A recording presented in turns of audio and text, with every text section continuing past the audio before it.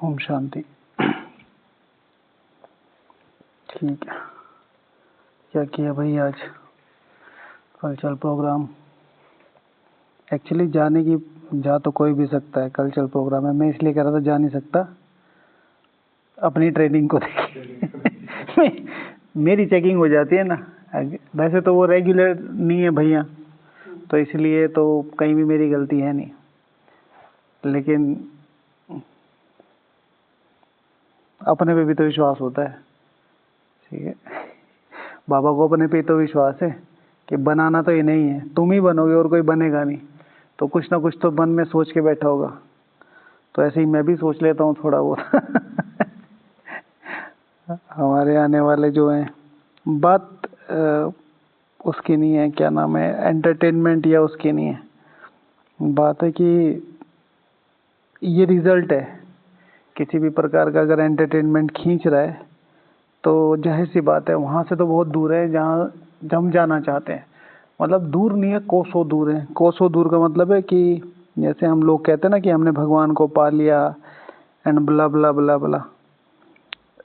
कोई भी चीज़ अगर आपको खींच रही है, कोई भी है, छोटी मोटी, या जैसे आज कल्चरल प्रोग्राम ही है, तो भगवान तो अतीन्द्रिय सुख तो एक वो है, क्या कहेंगे, ईश्वरीय ज्ञान मार्ग में जो चलता है, योग में जो चलता है, अतीन्द्रिय सुख तो उसकी एक पर्क है। पर्क का मतलब है, क्या कहेंगे, भत्ता। राइट, मतलब जो ओरिजिनल सैलरी है वो तो तुम समझ भी नहीं सकते, एक पर्क है। तो अतीन्द्रिय सुख छोड़ो, वो जो स्थूल ज्ञान योग का सुख है वही नहीं ले पा रहे तो फिर क्या लेंगे। बात यहाँ की नहीं है, बात है कि मतलब जो नए नए आए हैं उनकी तो बात अलग है, वो तो खैर अलग ही है। लेकिन जो रेगुलर ब्राह्मण जाते हैं, मतलब मैं तो फिर वही है ना कि सबके लिए सारी चीज़ें पॉसिबल नहीं है। लेकिन आप ये सोचो कि ये जितने भी ब्राह्मण आ रहे हैं, टीचर बहनों को छोड़ के सारे ब्राह्मण साल में कितनी बार आ जाते होंगे? मैक्सिमम 2 बार 3 बार। तो 3 बार अगर 15-15 दिन मैक्सिमम जोड़ लो, अगर कोई बहुत अच्छी टीचर बहन हुई तो वो 15-15 दिन के लिए शायद भेजती होगी। तो 365 दिन में से 45 दिन मिल रहे हैं आपको। मिलते नहीं है क्योंकि मैक्सिमम बाबा मिलन में ही 7 दिन मिलते हैं, फिर भी मान लो मैक्सिमम 45 दिन मिल रहे हैं। क्या कमा लोगे आप 45 दिन में, जिसमें से 2 दिन तो जो आने का और जाने का वो तो बिजी ही रहता है। राइट, तो 40 रह गए। 40 में से एक आपका घूमने का रहता ही रहता है, वो तो फिक्स ही है। ठीक है, 3 ट्रिप में 3 ये गायब हो गए। 2-3 दिन बीमारी के ले लो, थकान के ले लो, या मिसगाइडिंग के ले लो, वो क्या नाम है, अलबेलेपन के ले लो। भाई आज अमृत वेला वहाँ नहीं करते तो यहाँ। ठीक है, 35 हो गए। 5 शॉपिंग के निकाल दो चलो शॉपिंग नहीं करते, इधर उधर कह लो, है ना। बचे 30 दिन। देखो, तो आज भी जो टॉपिक था ना वो इसी के ऊपर था, टेंशन। बाबा ने कहा था याद का टेंशन रखना है, तो नहीं, याद का नहीं, याद में रहने के लिए। तो बाबा ने कहा था कि जहाँ मिलिट्री खड़ी होती है उनको बहुत अटेंशन रहता है। एक तो होता है वो अटेंशन वाला जो जोर से बोलते हैं, अटेंशन, सावधान। फिर उन लोगों का अटेंशन माना साइलेंस। यहाँ भी तुमको बाप कहते हैं अटेंशन, अर्थात एक बाप की याद में रहो। मुख से बोलना होता है, नहीं तो वास्तव में बोलने से भी दूर होना चाहिए। तो याद के लिए बोलने से भी दूर, बोल का भी अटेंशन चाहिए। तो याद में रहने के लिए मुझे और कौन कौन से ऐसे नॉर्मली अटेंशन चाहिए जो मेरी याद को बढ़ा दे, मेरी याद को बढ़ा दे। पॉइंट तो बहुत अच्छा है। कोई भी ऐसा साधन जो मुझे अपनी तरफ पुल कर रहा है बहुत ज़्यादा। एक है जैसे मेरी कोई सेवा है, मोबाइल की ही सेवा है, तो उस पर ज़्यादा टाइम जा रहा है, ठीक है। लेकिन मैं अनवांटेडली उस पर बहुत ज़्यादा हूँ, इसका बहुत अटेंशन रखना है। कैसे कैसे कैसे बताऊँ, मतलब मैं समझ पे नहीं आ रहा है कि जब भी हम कहीं जाते हैं, सपोज टू भी आप अभी हारमोनी हॉल चले जाओ, तो आपकी कॉन्शियस कितनी ही हाई हो, आप 10 मिनट वहाँ बैठ जाओ, वो चेंज हो जाएगी। क्योंकि वहाँ 1000 आत्माएं लगातार एक तरह के संकल्प चला रहे हैं। तो अगर पुरुषार्थ बहुत ज़्यादा अच्छा हुआ तो आप कहीं थोड़ा बहुत ये है कि नहीं मेरी जिम्मेवारी है, मुझे याद में भी रहना, मुझे देखना है। तो किसकी क्या रिजल्ट है? वाइब्रेशन का रिजल्ट है, वाइब्रेशन का। और फिर जैसे ब्रह्मा बाबा का एग्जाम्पल देते थे, ब्रह्मा बाबा का उन दिनों क्या विचार चल रहा था कि भाई अपना 15-20 हज़ार रुपये हो जाए, ब्याज पे चढ़ाता रहूँगा और अपना ब्याज आता रहेगा तो मैं सुखी रहूँगा, राइट। बाबा की फर्स्ट सैलरी कितनी थी पता है? 17 रुपये। वो थे सेल्समैन, तो जो पहली सैलरी थी उनकी थी वो थी 17 रुपये। फिर 2% मिलता था कमीशन। तो जब कमीशन मिलता था तो वहाँ से उन्हें वो आइडिया आया। तो जो बायर था वो लेता था 3 महीने के गैप पे, जैसे आज भी होता है बिलिंग सिस्टम जो होता है 3 महीने का सर्किल होता है। सपोज टू भी आप बड़ी बड़ी कंपनी में जाएंगे और उनके लॉट्स उठाते हैं किसी भी तरीके के, तो 3 महीने का पीरियड होता है या 2 महीने का, सबका अपना अपना होता है, 2 हफ्ते का भी होता है। कैश क्लियर होते हैं 2 हफ्ते बाद देंगे भाई हमारा माल बिक जाएगा।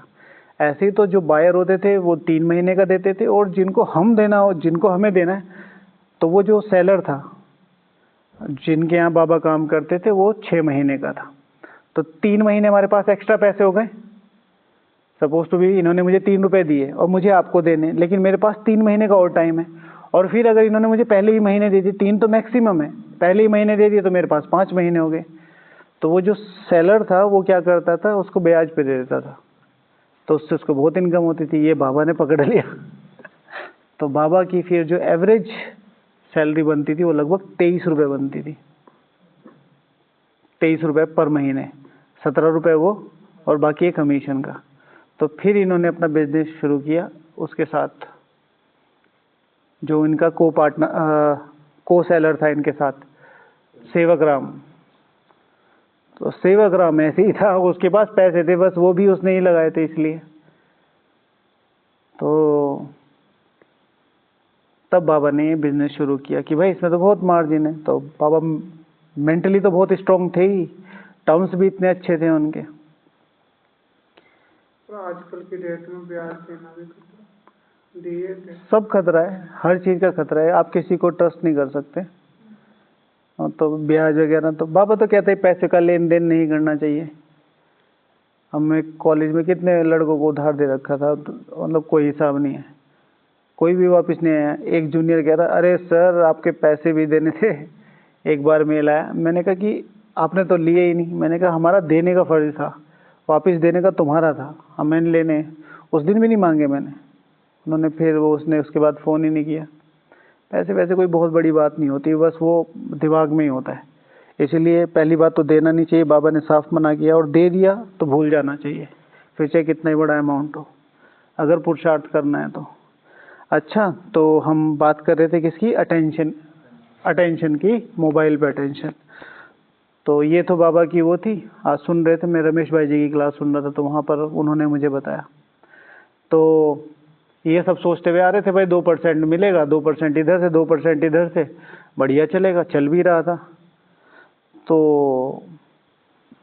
वहाँ तब वो तो नहीं होते थे पिक्चर हॉल, वो होते थे नाटकशाला, थिएटर। तो वहाँ लिखा हुआ था, वहाँ घुस गए। क्या नाम था? सौभाग्य सुंदरी पिक्चर का नाम, ठीक है। वो देखी और बाहर यूँ कि भाई ये तो बहुत बढ़िया है, शादी भी करेंगे, बच्चे भी करेंगे, तो बढ़िया लाइफ है। एक चलचित्र देख के, और उस समय की टेक्नोलॉजी क्या होगी, कुछ भी नहीं था, ना कोई कपड़ों का अभद्रता, ना शब्दों की अभद्रता, ना किसी चीज़ की अभद्रता नहीं। तब देख लो कितना मन पलट गया। और हमारे यहाँ तो सब कुछ, हमारे यहाँ तो अच्छी से अच्छी चीज़ भी आ रही है, मतलब कोई एडवर्टीजमेंट भी आ रहा है, उसमें भी अभद्रता है। बहनों के कपड़े देख लो या उनका रिप्रेजेंटेशन देख लो, कुछ भी। तो मोबाइल का टेंशन, क्या देख रहे, क्या चित्र आ रहे हैं।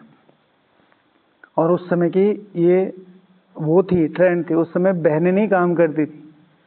1930s की बात है, उस समय बहनें नहीं काम करती थी पिक्चरों में, भाई करते थे। तो वो जो सौभाग्य सुंदरी बनी थी वो भाई था। भाई बहन बना था। वो भाई बहन बना था। अब भाई ने ऐसी एक्टिंग करी है, तो अब ये देखो, अब जो बहनें कर रही हैं तो उससे कितना फर्क पड़ता होगा, हमें पता थोड़ा ही चलता है। मनोवृत्ति पे बहुत फर्क पड़ता है। इसलिए अपने मोबाइल या जो भी हम साधन यूज करें उनका बहुत अटेंशन रखना चाहिए। ओके। और रात को हाँ, अगर याद बढ़ानी है तो चिंतन का बहुत अटेंशन रखना पड़ेगा डेली। देखो यहाँ तो संगठन है तो लिख के लाएंगे तो, लेकिन रोज कुछ ना कुछ चलते रहना चाहिए। हमारे पास लगभग दिन का 10 से 15% का हिस्सा होता है जो ट्रैवलिंग में या मूविंग में जाता है। इधर से उधर जा रहे हैं, ट्रैवलिंग कर रहे हैं, ऑफिस जा रहे हैं, घर के काम कर रहे हैं, किसी भी तरीके के। तो उसमें बहुत सारे टाइम पीरियड ऐसा था, उसको कंज्यूम किया जा सकता है इन चीज़ों में, कोई भी एक पॉइंट लेके।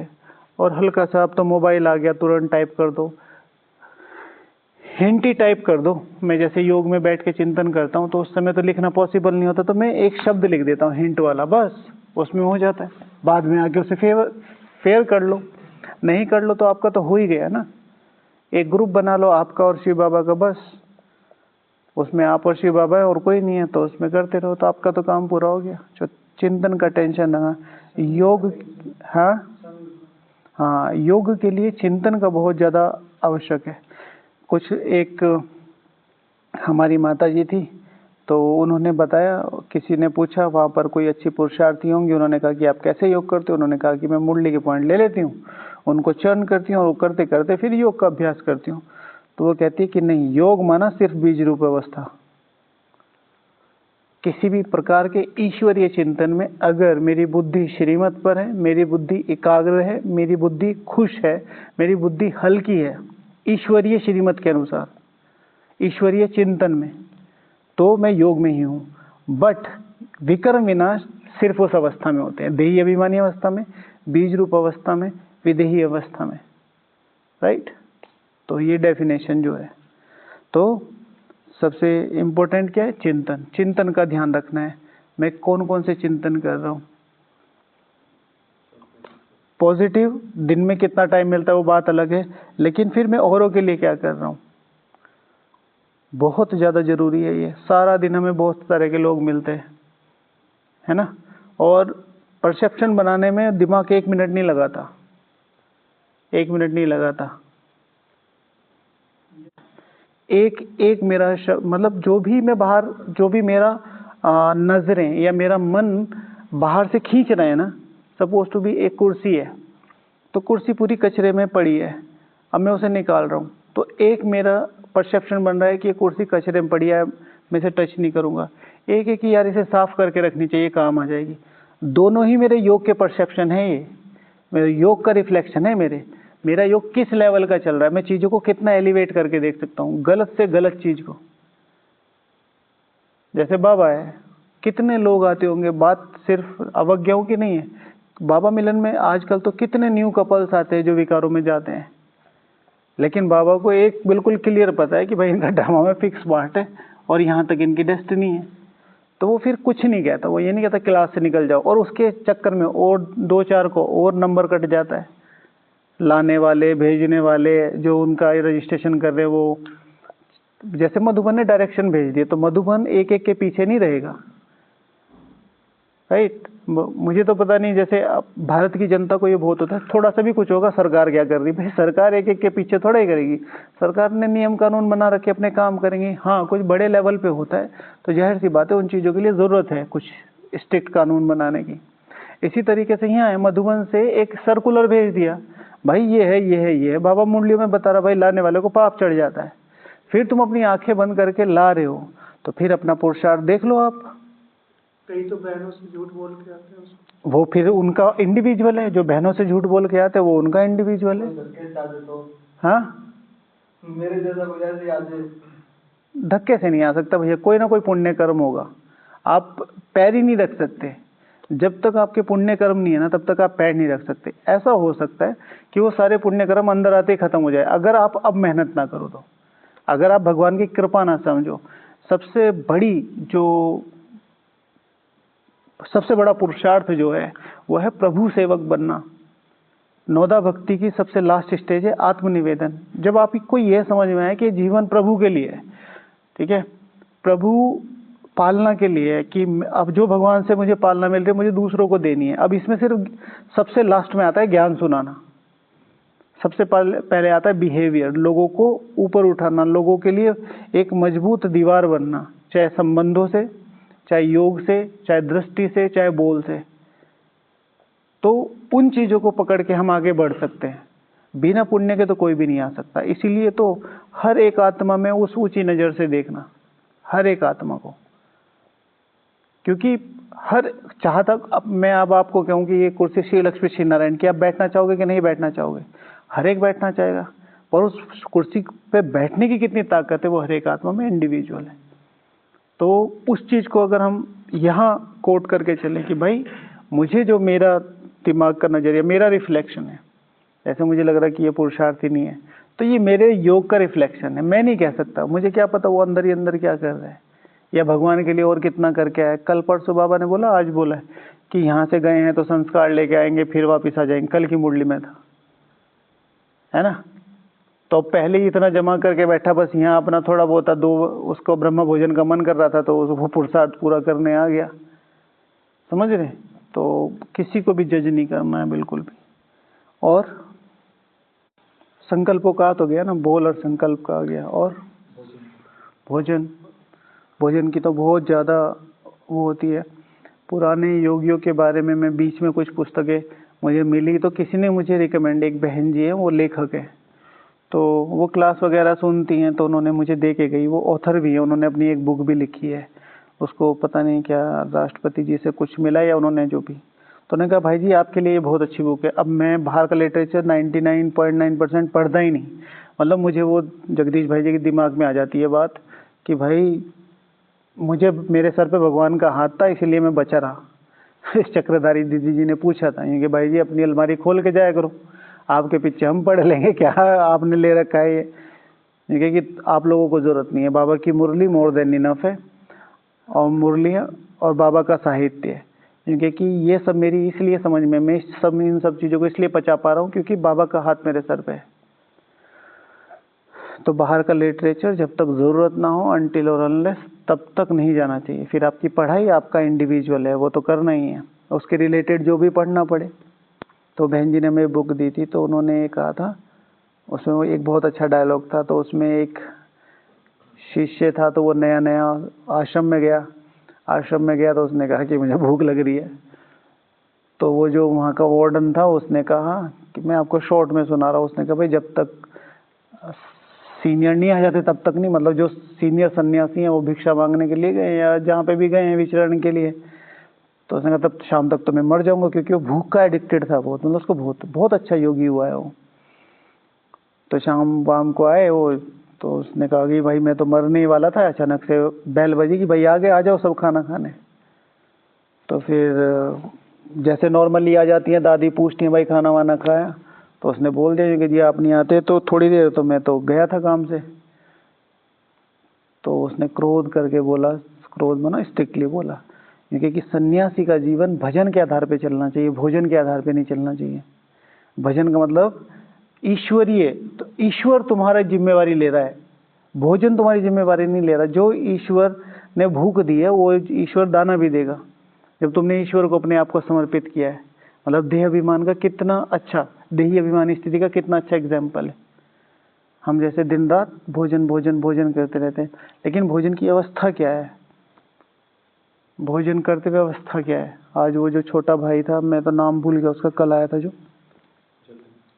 जतिन, बहुत अच्छी तरीके से भोजन कर रहा था, एकदम आराम से साइलेंस में बैठ के।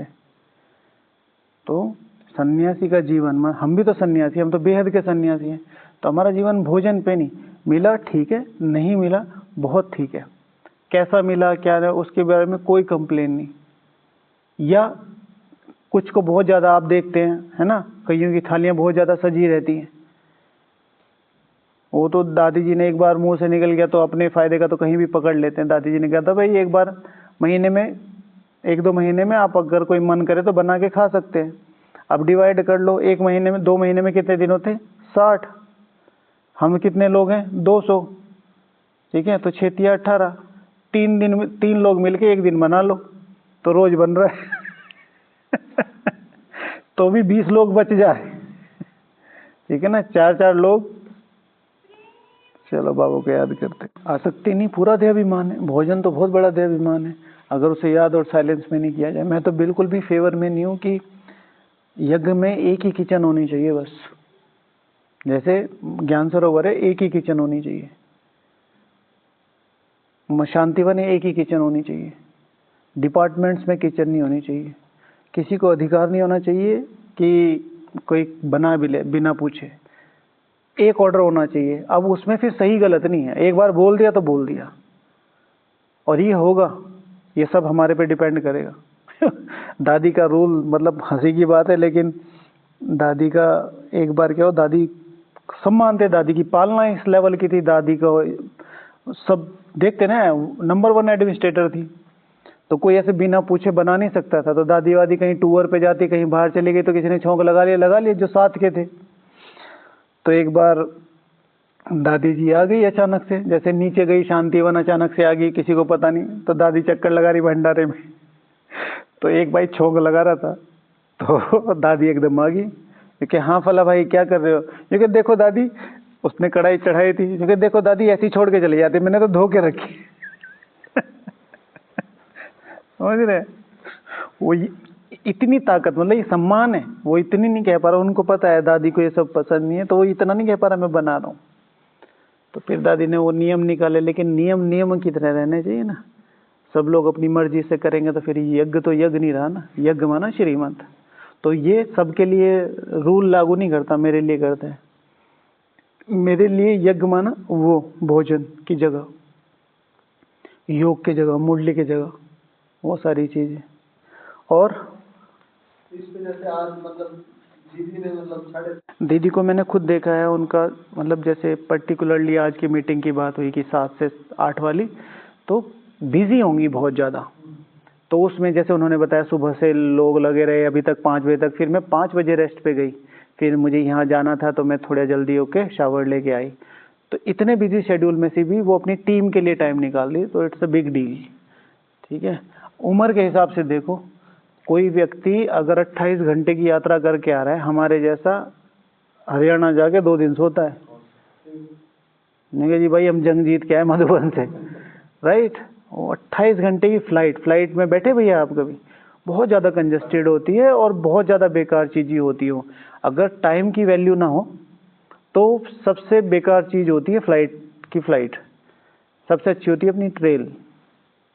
तो बहुत ज़्यादा थकान हो जाती है, आप कहीं देख नहीं सकते। अच्छा, आसमान में उड़ रहे, जैसे ट्रेन में जा रहे, तो अभी चाय वाला आ रहा, अभी बिस्किट वाला आ रहा है, अभी कोई ऐसी 2-4 लड़ रहे हैं, तो अपना एंटरटेनमेंट सा होता रहता है। और वहाँ ट्रेन में तो प्लेन में सब चुपचाप बैठ जाते हैं, बैठे रहो, मोबाइल भी नहीं चलता। और दूसरी बात पता है क्या है? अब जब आप हवाई जहाज में उड़ रहे हो, कोई सीन नहीं, वो बादल एक ही बार ठीक लगते हैं, और ये तो फ्रीक्वेंट फ्लायर है, तो वहाँ तो दिमाग खराब होने लगे, भाई उतार दो इसे नीचे। ठीक है ना? हम गए थे एक बार हैदराबाद सूरज भाई जी के साथ, हम लगभग 2.5 घंटे समुद्र के ऊपर थे। मैंने कहा यार बहुत बड़ा समुद्र है, इसलिए बाप को प्यार का सागर कहते हैं। मैंने समुद्र पहली बार मतलब ऐसे डायरेक्ट देखा था। मैंने कहा भाई बाप को प्यार का सागर ऐसे नहीं होता, इतने बड़ी बड़ी शिपमेंट्स इतनी सी लग रही। अच्छा, मैंने लिखा था कि देने का टेंशन रखना होगा, फिर उसमें तन मन और धन तीनों जगह कहाँ यूटिलाइज करें। जैसे अभी आज चल रहा है कल्चरल प्रोग्राम, बुरी बात नहीं है, बात है कि मेरा जीवन क्या है, मेरा पुरुषार्थ क्या है। आज के वर्तमान के पुरुषार्थ के हिसाब से क्या मुझे ये अधिकार है कि मैं इस तरह की किसी बाहर के मनोरंजन में जाके बैठूं? कितने पुण्यों के हिसाब से, कितनी सर्कमस्टांसेस, पूरी दुनिया में कितना कैओस है, और मैं यहाँ आराम से मधुबन में आया हूँ, तो मुझे टाइम कैसे देना चाहिए, कैसे यूटिलाइज करना चाहिए। फिर धन कहाँ देना है, किसको देना है, कितना देना है, देना भी है कि नहीं देना है, यज्ञ में भी किसे देना है। यज्ञ में देने के 2 ही तरीके, एक भंडारी, एक निमित्त। निमित्त माना जो, जैसे ज्ञान सरोवर के निमित्त कौन है? सुदेवी दीदी, नीचे दादी या मुन्नी बहन जी, ऐसी आपके सेंटर पे आपकी बहन। ये नहीं कि मैंने कहा भाई कुणाल भाई हमारे यहाँ मशीन आ रही है, आप कुछ दे दो, और हमारे यहाँ हवाई जहाज खरीदा जा रहा है, ना, कोई ज़रूरत नहीं है। अनटिल और अनलेस आपको बहुत ज़्यादा ये ट्रस्ट ना हो कि ये व्यक्ति सही जगह लगा देगा, हालांकि नहीं दो तो ज़्यादा अच्छा है। कोई अकाउंट नहीं बनता ना भाई, आपके विचार चल रहे बाद में कि दिया नहीं दिया। सिंपल सी बात है, भंडारी रखी गई है, उसकी जिम्मेवारी भगवान की है, बस बात खत्म। कोई कहता भी है ना कि हम यहाँ सेवा में लगाएंगे, वहाँ में यही भैया हाथ जुड़वा लो, हम तो हमारी नहीं हो रही, कोई जरूरत नहीं है। अच्छा, तो तन मन और धन, मन की बात, मन कहाँ लगाना है?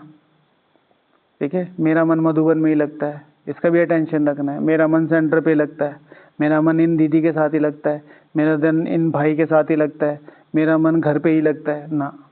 हर जगह हर सिचुएशन में एक जैसी स्थिति, राइट।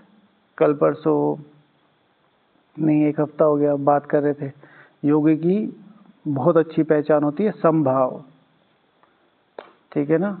आप और आपको देखते हुए या इनको देखते हुए मेरी जो दृष्टि है एक जैसी, ये नहीं कि ये तो मेरे चाचा का लड़का है, ये तो मेरा दोस्त है, ये तो मैं जानता ही नहीं, तो फिर इनसे अलग इनसे अलग इनसे ना। जब बात पालना किया जाएगी तो मेरे लिए सब बराबर है। नहीं तो इस हिसाब से तो दादियों को फिर बहुत ऊपर उठा के रखता बाबा, क्योंकि भाई तुम बाहर बैठो सारे, ठीक है ना। ये एक बार दादी कॉलेज में था, मैं अभी सेवा में जैसे पहले आए थे एक बार, तो दादी जान के आए थे, तो देने का टेंशन रखना है। फिर पढ़ने की बात हो गई है, पढ़ने पे बहुत अटेंशन रखना है, क्या पढ़ना है, कितना पढ़ना है, पढ़ना भी है कि नहीं पढ़ना है, राइट। किसी ने कह दिया भाई ये बुक पढ़ो, ये फल है उसकी है, ये बुक पढ़ो, ये फल है उसकी है, नहीं, मुरलियाँ। अब कई चीज़ों के मामले में जैसे स्पार्क विंग चल रही है, तो आज किसी से डिस्कस हो रहा था, तो उन्होंने मुझे कुछ पॉइंट्स दी और उन्होंने कहा कि भैया ये पॉइंट्स बताओ, ये पॉइंट्स ऐसे लिखी हुई है, तो वो थोड़ी कॉन्ट्राडिक्टरी थी। कॉन्ट्राडिक्टरी कहीं तो जैसे बाबा ने कहा है कि तुम बाहर का भी खा सकते हो और ये भी खा सकते हो, तो 2 ही लाइनें लिखी हुई थी, कुमारों के लिए क्या है, कुमारियों के लिए क्या है। मैंने कहा कि ये तरीका सही नहीं है। स्पार्क किस तरीके से करते हैं वो जाहिर सी बात है, एक बहुत अच्छे विजन को सामने रख के करते हैं, पर मुरली की 2 लाइन से आप मुरली का फ्लो नहीं पता कर सकते, क्योंकि बाबा जब बोल रहा है वो किसके लिए बोल रहा है, उस समय कौन सामने बैठा है।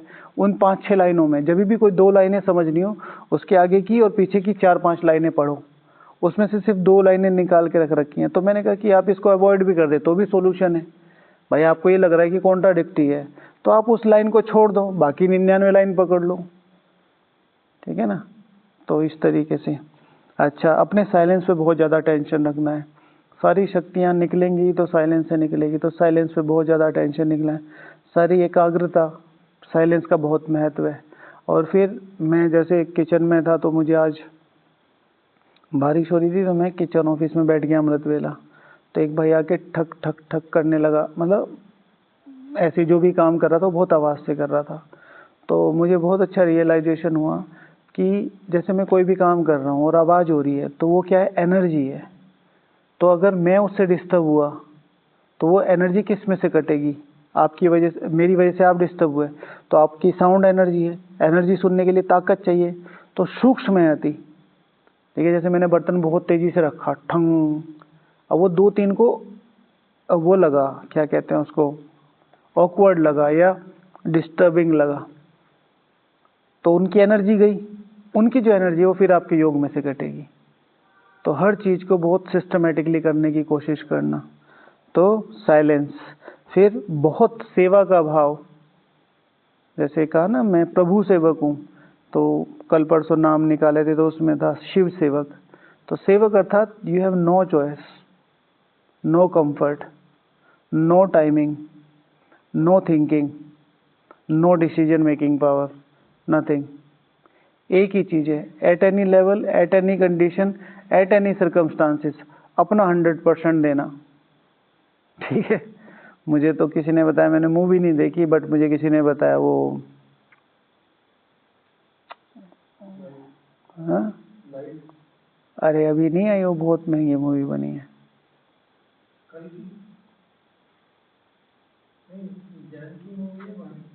बाहुबली, बाहुबली। तो उसमें उन्होंने मुझे वो दिखाया, उसके सारे रोल की ऐसा होना चाहिए एक सेवक को।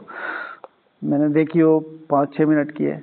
मतलब वो व्यक्ति ऐसा व्यक्ति है, उसका नाम है कटप्पा, राइट। मतलब उसे एक बार उसने एक वचन दे दिया, भैया उस वचन के ऊपर उसे दिख रहा है कि वो गलत है, वो गलत नहीं मान रहा, वो वचन के ऊपर है, भाई मुझे फर्क नहीं पड़ता। मतलब उन्होंने, मतलब जो भाई मुझे बता रहे थे, वो समझा रहे थे मुझे उस चीज में, ये कह रहे कि यहाँ ये गलत है और इसको पता भी है, पर इसने जो वचन दे रखा है उसके आधार पे ये इसे भी बता नहीं सकता। तो मैंने कहा भाई ये तो बहुत तगड़ा एग्जाम्पल है,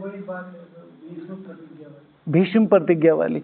अब यहाँ है, आपने एक वचन दे रखा, भगवान को देख के आए थे ना, तो भगवान को देख के चलो, फिर ये मत देखो ये इतने वो कर रहे हैं। बहुत सारे लोग हैं आजकल डाइवर्टेड हो रहे हैं, और शक्ति की ये पहचान होती है, मतलब शक्ति की ये आदत होती है कि शक्ति शक्तिशाली लोगों के पास रुक सकती है, आती सबके पास है, लेकिन शक्ति आना बहुत आसान है, शक्ति को संभालना बहुत मुश्किल है। तो शक्ति को संभालने के लिए शक्ति चाहिए, शक्ति पाने के लिए इतनी ज़्यादा नहीं। भाई जब तक आपको मिली नहीं तो आपको उसका लालच था, तो आपने तपस्या करी, त्याग किया, भगवान को पुकारा, पवित्र रहे, अब मिल गई है, अब उसकी कितनी वैल्यू कर रहे। अरे मुरली तो हो जाएगी, अरे रोज तो कर ही रहे, अरे क्या हुआ एक दिन हो गया ना, फिर वो धीरे धीरे खिसकना शुरू होती है। चलो पूरा करते हैं ना।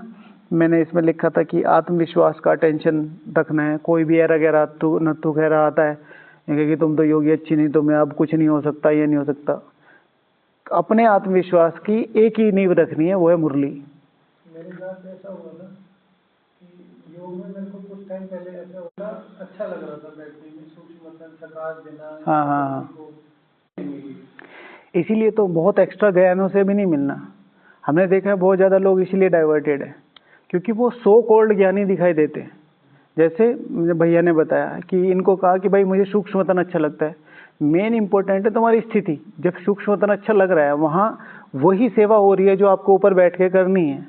तो जब आप एक स्टेप, भाई आपने कहा मैं मधुबन जा रहा हूँ और 2 घंटे में पहुँचना है, तो आप अगर 1.5 घंटे में रेलवे स्टेशन तक पहुँच गए, तो आप कह सकते हो ना भाई लगभग पहुँच गया। अब कुछ ना कुछ मिल ही जाएगा, भले ही रात के 2 बज रहे, लेकिन आप कह रहे ना हम तो तभी पहुँचे, जब आप पहुँचोगे तभी बोलना है। ऐसे नहीं होता। तो क्यों नहीं है? आप सूक्ष्म वतन की स्थिति इतनी ऊंची स्थिति है, ब्रह्मा बाबा वहां से बैठ के सारी सेवा कर रहा है भाई। और फिर इसमें कहते हैं ना द्वापर युग की, ऐसे ही हुआ। एक माता जी थी, वो ना मतलब उसको बोलते हैं अपने वहाँ की माता, मुझे तो पता नहीं है ऐसे ऐसे टाइटल कौन निकाल के लाता है इन्वेंटेड करके। तो वो कहते हैं कि हमारे वो माता जी हमारे यहाँ की शिवानी बहन है, मतलब उनका बोलना चलना वो सारी चीज़ें उस लेवल की होंगी। सो उन्होंने कहा कि इस बहन को सुनो, किसी बहन को रिकमेंड किया, और वो बहन साफ साफ बोल रही है अपनी जो वीडियो वगैरह जो भी कमेंट्री दे रही है कि बस अपने को आत्मा समझना है, यही सब कुछ है। मैं तो बाबा को साथ रखती हूँ, मैं अपने बच्चों के लिए नॉनवेज भी बनाती हूँ तो भी मैं बाबा को साथ रखती हूँ। और वो उस चीज़ को फॉलो कर रहे हैं जस्ट बिकॉज ऑफ कि आपको ये दिखाई दे रहा है मैं बहुत अच्छा पुरुषार्थी हूँ, इट डजंट मीन कि मैं बहुत अच्छा हो सकता हूँ। मेरे में एक तरीका है कि भाई मैं ज्ञान अच्छे से सुना सकता हूँ, बहुत अच्छा, किसी में सेवा करने की कला होती है, किसी में, लेकिन जो कंप्लीट धारणाओं युक्त होगा, ठीक है, उसके पास जाने से आपको पता चलेगा, उसके बिहेवियर से पता चलेगा, उसके बोलने सोचने बहुत सारे तरीके, और वो भी 1-2 दिन में पता नहीं चलता। सब लोग कहते हैं ना कि क्या कहते हैं, आप तो आज भी एक माता जी आई, वो बोल रहे थे कि देखो भाई जी हमारे तो बैठते ही योग लग जाता है, आप लोग तो स्वर्ग में हो। तो मैंने कहा जी आओ कभी स्वर्ग में 2 महीने के लिए ठीक है ना। लेकिन बात वही है, अगर जैसे वो हैं वो सरवाइव कर जाएंगे क्योंकि उनका लक्ष्य बहुत ऊंचा है। हमें आज मैं शाम को सेवा थी किचन में, मैं छत पे ही बैठ गया, मैंने कहा कौन वहाँ जाएगा, फिर वापस आना है। इतना सुख मिल रहा था, मैंने कहा कि कहाँ पहुँचा दिया भगवान ने। देख देख के मतलब सामने पूरा नज़ारा था ग्रीन ग्रीन, और इतनी अच्छी हवा चल रही थी कोजी सी, और बहुत अच्छी सी स्थिति बन गई बैठते बैठते, है ही वातावरण यहाँ का। मैंने कहा हमने तो कुछ किया ही नहीं, हमने तो कुछ करके ही नहीं दिया। मतलब भगवान तो बहुत ऊंची चीज़ है, हमारे तो लौकिक पिताजी परेशान रहते थे भाई इससे ही खतरा है क्योंकि प्रॉपर्टी के साथ ही तो सब कुछ लेके डूबेगा, ठीक है। और हमें भगवान ने चुन लिया तो फिर देखना चाहिए ना उस तरह का। तो इसलिए बहुत ज़्यादा ऐसे लोगों के साथ ज़्यादा वो नहीं। मैं तो कहता हूँ ज्ञान की डिबेट तो करो ही ना। कोई भी प्रश्न आता है ना, सीधे मुरली, सीधे मुरली। नहीं तो लोग मुरलियों की लाइनें निकाल के, देखो यहाँ बाबा ने कहा है कि 2 ब्रह्मा है, 3 ब्रह्मा है, मम्मा यहाँ है, श्री कृष्ण यहाँ है। भाई तुम ढूंढते रहो, जब तुम देख ही रहे हो अपने सामने वालों को कि वो कहाँ कहाँ है, तुम कभी नहीं पहुंच सकते। मम्मा कोई व्यक्ति विशेष नहीं है, मम्मा एक स्थिति है, ब्रह्मा एक स्थिति है। जैसे ही तुम उनके बराबर ही पहुंच जाओगे ना, वो खुद आके मिलेंगे भाई तुमसे। वो तो ढूंढ ही रहे हैं तुम कि कोई हमारे जैसा हो, काम करे, राइट। अब तुम आज जाके कहोगे कि मुझे प्रधानमंत्री जी से मिलना है, प्रधानमंत्री जी अगली योजना तक नहीं मिले तुमसे, ठीक है ना। तुम जैसे दिन में 36 आते हैं और तुम एक प्रोजेक्ट लेके जाओ, तुम कोई एक आइडिया लेके जाओ कि मैं आपको फला स्टेट में इतनी सीट दिलवा सकता हूँ, भाई साहब आप आओ, ठीक है, समझे। तो अपनी डिग्निटी क्रिएट करनी होती है। ओके, चलो पूरा करते हैं। ओम शांति।